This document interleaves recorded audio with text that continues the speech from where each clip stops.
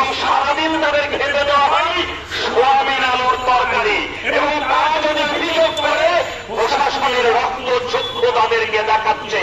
এই আশ্রয় শিবিরগুলোতে অসহায় মানুষ যেভাবে আছে সেটাকে যদি বর্ণনা করা হয় তাহলে যুদ্ধ বিধ্বস্ত ফিলিস্তিনের মানুষগুলো যেভাবে আছে তার সঙ্গে কোন অংশের ফারাক নেই।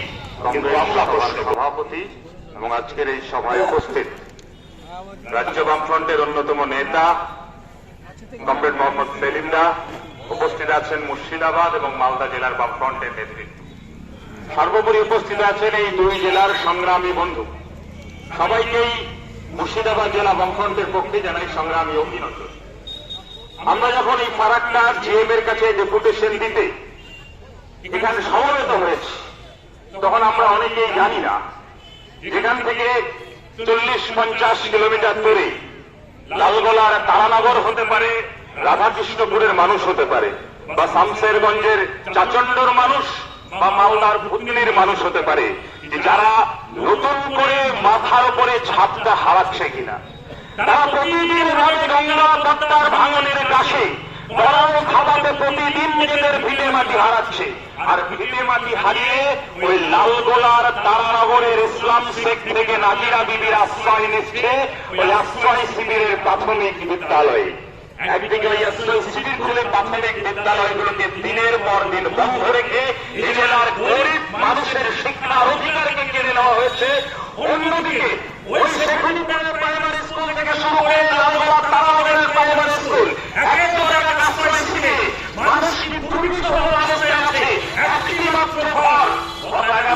মুর্শিদাবাদ জেলা বামফ্রন্টের নেতৃত্বে আমরা গিয়েছিলাম, দেখেছি একটি ঘর যেখানে 4টি পরিবার বাস করছে, তার মধ্যে 2 জন মাধ্যমিক পরীক্ষার্থী, এবং সারাদিন তাদের খেতে দেওয়া হয় সোয়াবিন আলুর তরকারি, এবং তারা যদি অভিযোগ করে প্রশাসনের রক্তচক্ষু তাদেরকে দেখাচ্ছে।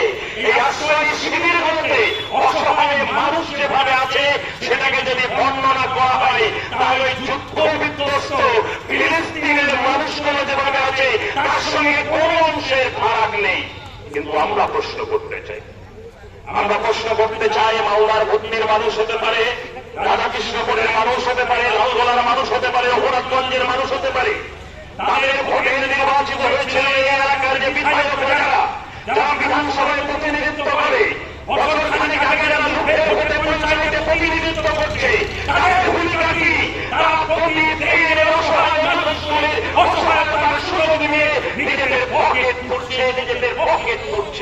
আমরা দেখছিলাম নৌকোয় করে পশ্চিমবঙ্গের শেষ তত্ত্বের টাকায় বালির বস্তা নিয়ে ওই বর্ষার মরশুমে পার্কগুলোতে গঙ্গা পদ্মার পাড়গুলোতে দেওয়া হয়েছে। আমাদের বুঝতে অসুবিধা হয় না, আসলে বালির পার্কে বর্ষার মরশুমে এই ভাঙন ঠেকানোর নামে এই তৃণমূলের দুর্নীতি ছেলেরা নিজেদের পকেট ভরছে, নিজেদের পেট ভরছে বালির বস্তা দিয়ে। আমরা বলতে চাই, অনেকে কথা বলতেই পারেন যে 34 বছর পশ্চিমবঙ্গে বামপন্থীরা সরকার ছিল, এই গঙ্গা পদ্মার ভাঙন তো হঠাৎ করে 2025 সালে হয়নি। তাহলে পশ্চিমবঙ্গে বামপন্থীরা কি করেছে এই ভাঙনের জন্য? আপনাদেরকে মনে করিয়ে দিতে চাই, ইতিহাসের পাতা থেকে স্মরণ করবার জন্য সামনের দশক এই জেলার প্রবাদ প্রতিমা আরএসপির নেতা বহরমপুর লোকসভার সাংসদ দিলীপ চৌধুরীর নেতৃত্বে কেন্দ্রের সেচ মন্ত্রী নদী বিশেষজ্ঞ ছিলেন এল রাওকে নিয়ে আসা হয়েছিল এই শামশেরগঞ্জে। সেই কনভেনশনের মধ্য দিয়ে এল রাওকে বলতে বাধ্য হয়েছিলেন যে নদী ভাঙন হচ্ছে জাতীয় বিপর্যয় এবং এই নদী ভাঙন কোন বালির বস্তা দিয়ে আটকানো যাবে না, পাহাড় তৈরি করতে হবে, বৈরাগ্যে বাড়াতে হবে। সেই কনভেনশনের মধ্য দিয়ে বামফ্রন্ট সরকারের সময় কিছু কাজ হয়েছিল। কাজ হওয়ার মধ্য দিয়ে ঔরঙ্গাবাদের মতো 2-4টে জায়গা এই ভাঙন ঠেকানো গেছিল, কিন্তু এই ফারাক্কা থেকে জলঙ্গি 87 কিলোমিটার দীর্ঘ এই দীর্ঘ বাঁধ ঠেকানো যায়নি। পারে বামপন্থীরা কেন্দ্রীয় বঞ্চনার বিরুদ্ধে আলাপ করেছে। বামপন্থী সরকারের সীমাবদ্ধতার মধ্য দিয়ে মুর্শিদাবাদের জেলা পরিষদ, মালদার বিধায়করা, মালদা জেলা পরিষদ বিভিন্ন সময় বিভিন্ন পরিকল্পনা গ্রহণ করেছে, কিন্তু অসহায় মানুষগুলির অসহায়তা তারে দেখা গেছে, তারে প্রকট হয়েছে। আমরা বলি বাঁচানোর জন্য 38 কিলোমিটার ভেজাল করে 40,000 কিউসেক জল ধরার জন্য ব্যবস্থা করা হয়েছিল। গরিব মানুষের আজকে প্রতিদিন লক্ষ্য করা যায় বেশিরভাগ বছরের সময়গুলো এই সুখী আগমনের বংশবাদী থেকে শুরু করে রঘুনাথগঞ্জের 1 নম্বর ঘরের বিঘার পর বিঘা জমি বন্যার কবলিত অবস্থায় থাকে, জলের তলায় থাকে। তৃণমূল পরিচালিত পঞ্চায়েত তাদের কোন রকম হেলদোল নেই, কোন রকম হেলদোল নেই। 1996 সালের কথা, পশ্চিমবঙ্গে বামপন্থীদের সরকার, দিল্লির যুক্তফ্রন্টের সরকারের প্রধানমন্ত্রী শ্রী দেবগৌড়া, সেই দেবগৌড়াকে এখানে বামপন্থীদের নেতৃত্বে নিয়ে আসা হয়েছিল। 927 কোটি টাকা বরাদ্দ হয়েছিল, কিন্তু সরকারের স্থায়িত্ব না হওয়ার কারণে সেই কাজও করা যায়নি। বঞ্চনার বিরুদ্ধে বামপন্থীর আওয়াজ দিয়েছে, কিন্তু 34 বছর বামপন্থীর সরকার, এই সেলিম দাসের নেতৃত্বের সরকার, সেই সরকার